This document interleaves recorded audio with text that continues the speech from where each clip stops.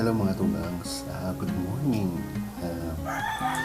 Kahagising ko lang around 6:15 in the morning.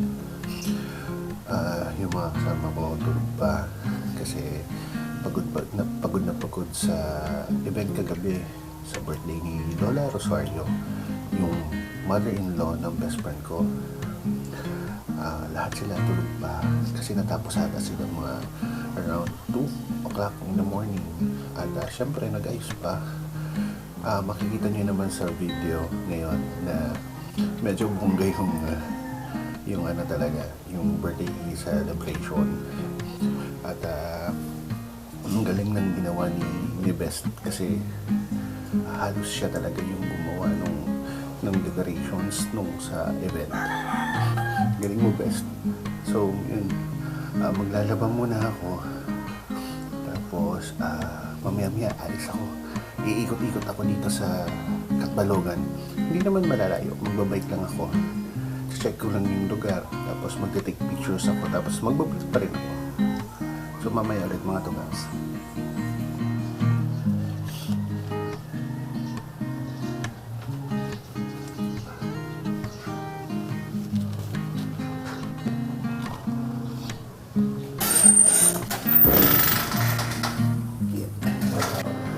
Mga tugangs, kakatapos lang namin magkape ni Glenn, yung asawa ni Best. So ngayon, tinitingnan ko tong bike ni Best. Pagpasansyahan nyo na yung basurahan sa likod. Ang ganda nung bike ni Best, oh. Pero mahal din yan kahit paano. At makita mo yung kita mo yung ati de bois total. Nice. So, na-invite ako ni Glenn na mag-bike dito umikot dito sa lugar na to. So, magagamit ko tong bike ni Best at may experience kong umikot dito sa Catbalogan Summer gamit ito. Okay, ready muna ako mga tugangs, ha?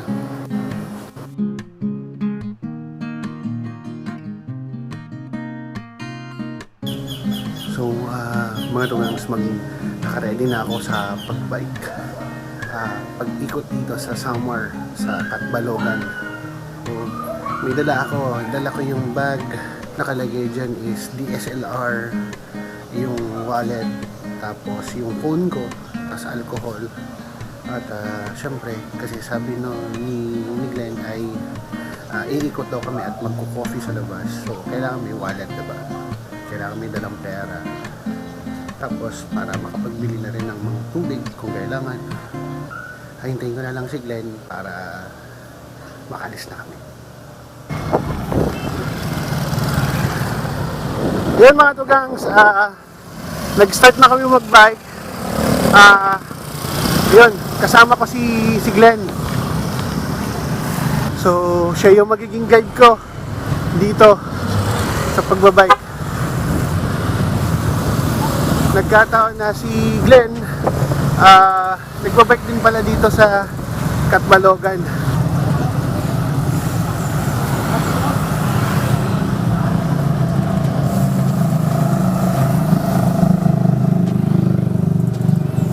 Kita nyo yung lugar mga tugangs. Simple lang yung lugar.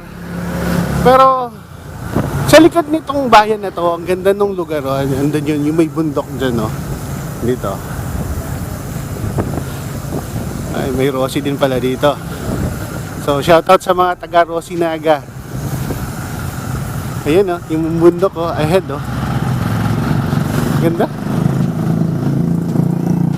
So di ko alam kung saan kami pupunta, pero ang sabi ni Glenn sa akin kanina, pupunta daw kami doon sa airport na medyo matagal na daw hindi pa na nagagawa. So di ko alam kung ilang kilometers, pero I'm sure magiging okay naman. Hindi naman ata ito rat-ratan eh. Saka mga tugangs, pagpasensyahan nyo na, wala akong helmet ngayon. At si Glenn, dahil hindi namin mahanap yung helmet niya. So, ito muna yung ginamit namin sa buhok namin. Yung gamit kong bike ay kay Richelle. Sa totoo lang mga tugangs, yung bike ni Richelle nagmukhang BMX sa akin. Ang liit, pero okay naman siya.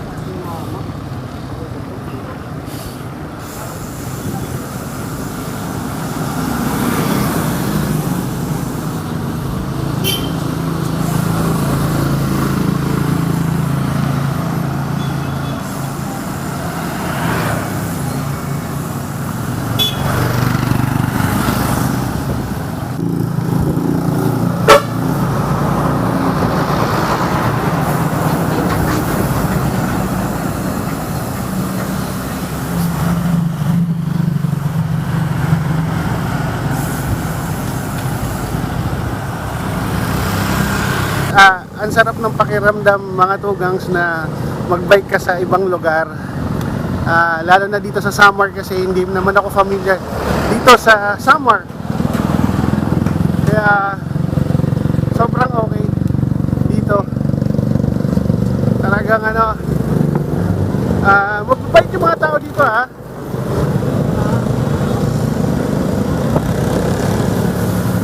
Ang ganda ng lugar. Glenn!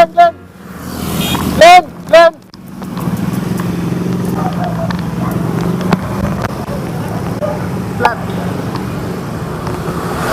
Pagliko ko lang.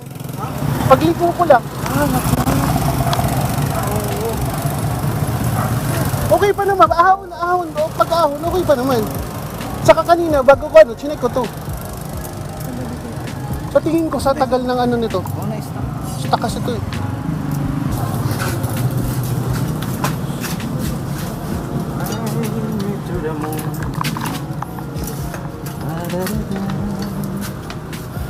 Ang vulcanizing.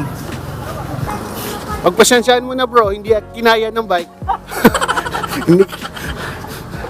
Kahit gaano pa, Ako lang ang mayroong kahit pala gaano kaganda ganda nung setup ng bike, pag hindi talaga hindi kaya yung tao, wala din. So yun mga tugangs, medyo may bike drama. Hindi pa kami nakakapag 1 kilometer na bike. Bumigay na yung interior nung bike. Dahil sa stock din, bumigay na, siguro napunit. Nung paakyat na ako dito yung paakyat ako ng kontin sa ahon, doon na pumugulas yung yung gulong. So yun ang problema. Drama. So maghihintay ako ngayon kay Glenn. Andun sa unahan, magpapavulcanize. So mga tugangs, kakabalik lang ni Glenn. Yung pito daw bumigay. Kasi dahil din sa stock, wala kaming spare na exterior. So ngayon, ang gagawin namin is magwo-walk ako. I-walk ko na lang to papunta doon sa bahay nila, since hindi pa naman kami nakakapag 1 kilometer. Diba bro? So hindi pa naman. So mga tugang, siya si Glenn. Siya yung asawa ng best friend ko. biker din pala siya dito sa Katba, dito sa Samar. So, oh, yun. Shoutout mo yung ano. Samba! Mabuhay, samba! Ayun, Samba. Shoutout sa inyo po. So, sana makilala kayo soon kung naandito pa ako. So, yun, medyo hindi na kinaya nung BMX.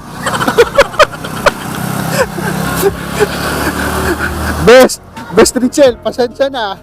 Na-flat ko yung bike mo. Kahit pala ang ganda ng setup, yung interior mo, hindi kinaya.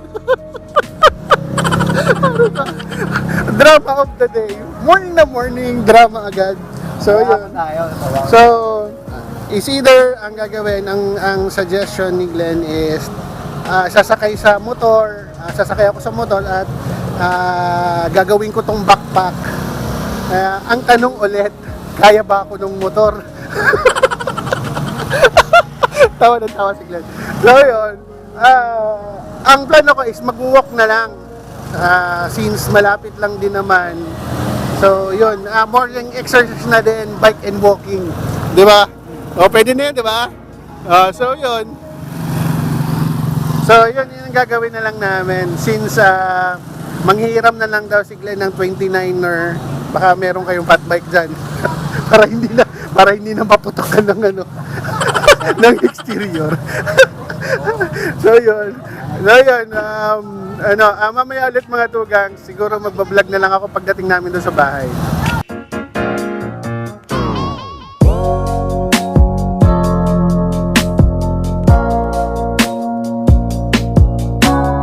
So yun, dito na kami sa bahay, kakarating lang. At yun, pagdating namin dito, nakita namin na gusto pa-picture yung mama ni Glenn, ni Lola Rosario.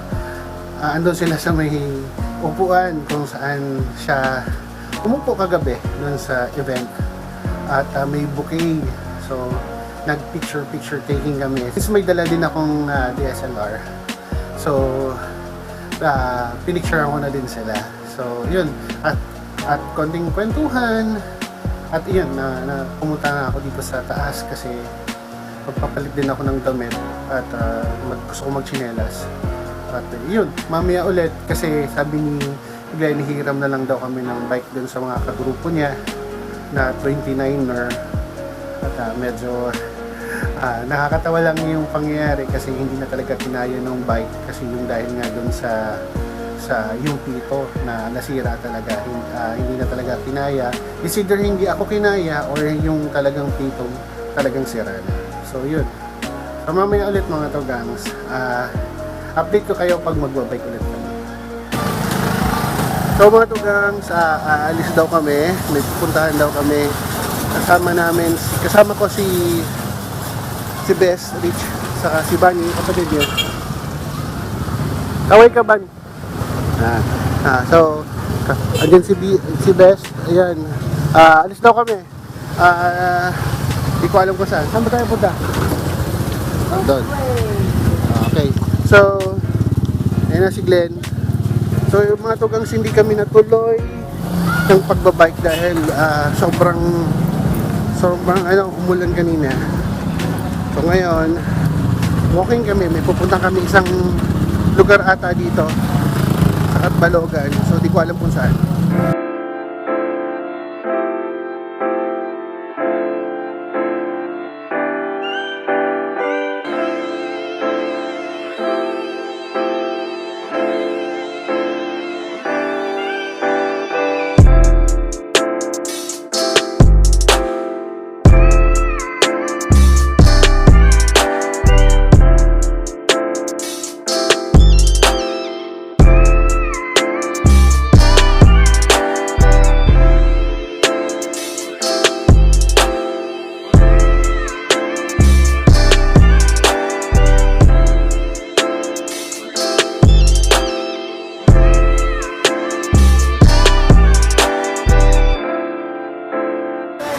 So, dito kami ngayon sa Turil.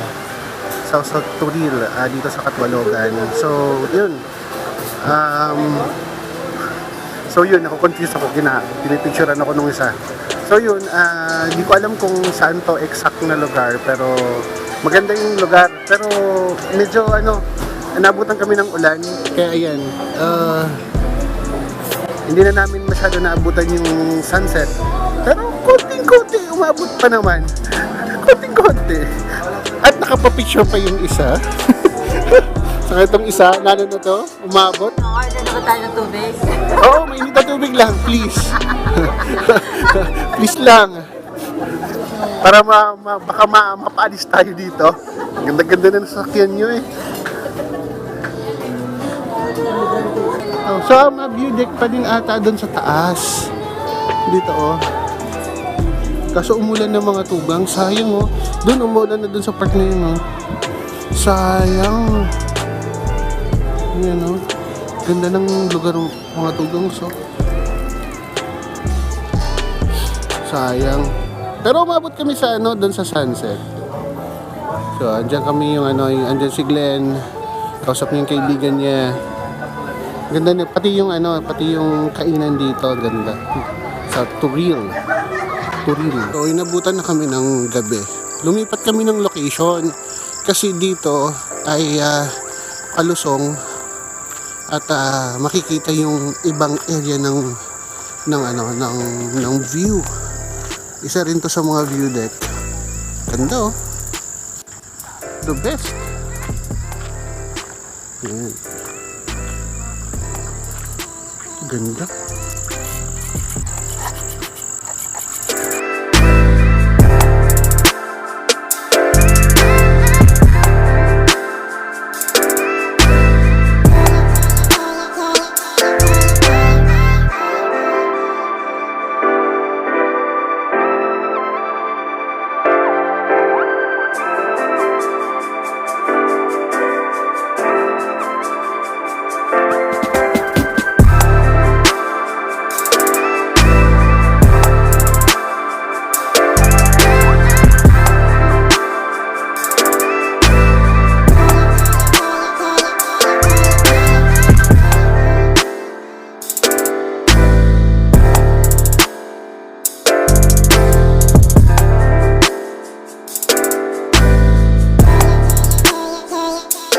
So, mga tugang, after namin kumain kanina doon sa isang restaurant dito sa Catbalogan, andito naman kami ngayon sa may capital area ng Catbalogan. So, dito kami sa isang park. Yun, magaganda yung lugar dito. Sobrang ganda dito kasi yan, makikita niyo naman yung lugar.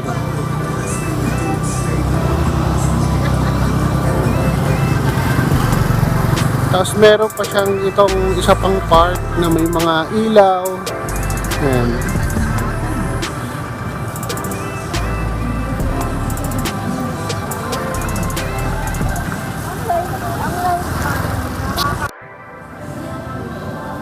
Yan yung mga tugang, so ganda.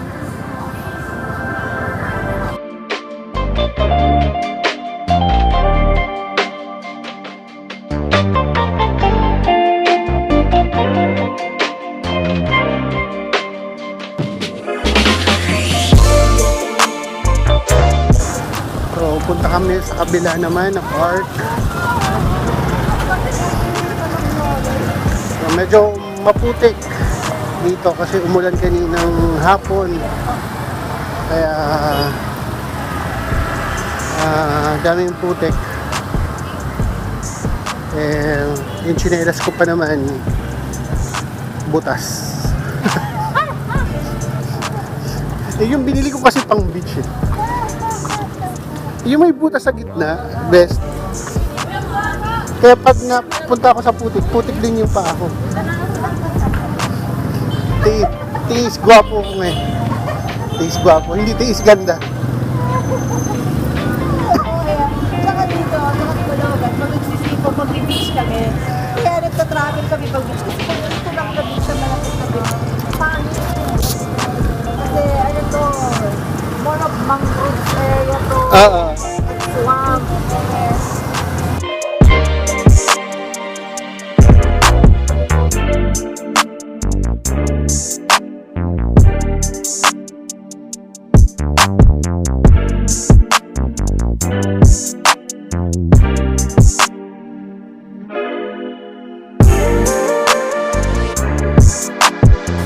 So, dito na kami mga tugang sa isang park. Di ko alam kung saan to. Katbalogan pa rin, pero di ko alam kung ano pangalan. Ganda dito, bro. Simple lang. Simple lang yung, pero maganda. Ganda, di ba?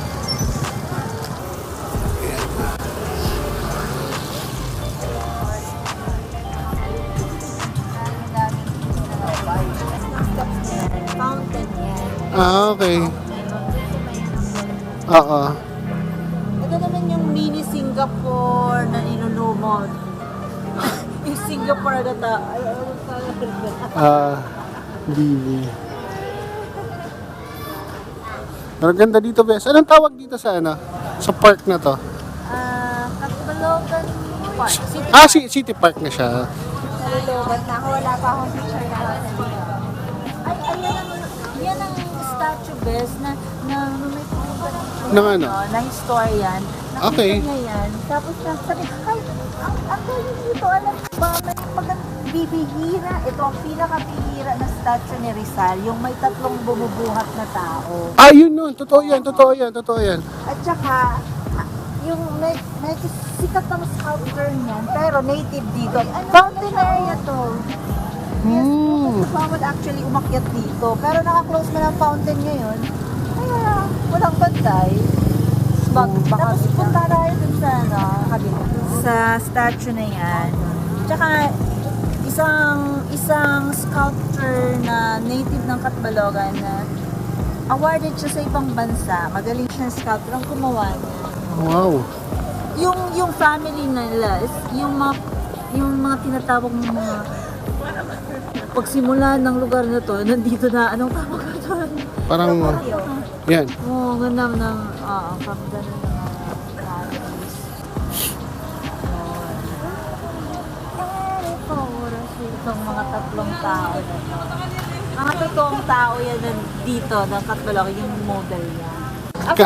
Aside from rare daw tong statue ni Rizal na binubuhat ng tatlong tao, yung taong models niya, yung mga kilalang tao dito. Okay. And it represents. At saka, research mo nga doon yan. I-send ko sa iyo yung link ng Oo. Kasi natuwa yung mayor namin. Hindi na to pinapansin actually. Okay. Puro na yan, bandal, ang pahit-pahit na yan. Oo. Before, until nung may dumating na historian dito na nilibot siya, nag-courtesy call sa mayor. Ayun naman yung city hall. Oo. Pagpapani yung kita niya. Tapos tuwang-tuwa siya, kwento niya yung mayor. Ayun, maintain na. Doon yun na nalaman. Doon na na-appreciate ng mayor yung Kailangan pala itong i-preserve kasi parang heritage na din. Heritage siya ng city.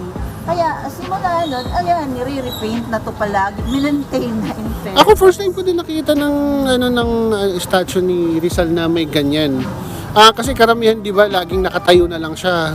Oo. Diba? Tsaka past lang. Oo. Kasi yung libro niya yan, yung inana, di ba? El Bilibos, tsaka No Alimentary. Oo, correct. Tapos binubuo siya on top ng kanyang book. Oo nga, Ang ganda pa ng pagkakagawa, best. Magaling yung sculpture nito. Galing, Sculpture. Ang galing nga. Ang ganda ng pagkakagawa. Alam mo yung pulidong-pulido. Basta doon, nung pagdating ko dito, buringot na, pangit. Parang crack-crack na nga, tipak-tipak. Oo. Tapos puro bandal na lang. Oo. Wala nito, wala. Siguro ngayon pati yung mga kabataan nakaka-appreciate na rin nung kung anong value niya, no? Kasi yung mayor mismo nag-promote na. Kasi natuwa siya nung in-appreciate ng story. That's good. Mga nature dancer talaga to mga dito. Mga TikTokers. Mga TikToker.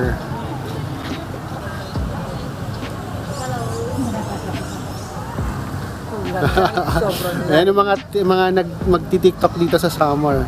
Katbalogan. Katbalogan. Yan. Mga TikTokerist. Yan. Kaya upload niya yung vlog niya na yan. Sana all mga dancers. Natural dancer, Sana. mga tao. Yes. Tignan mo naman, galing tayo doon sa Kapitolyo, puro sumasayaw din yung mga Oo nga, hanggang doon, nung sa unahan pa, sumasayaw na. Practicean talaga Oo. yung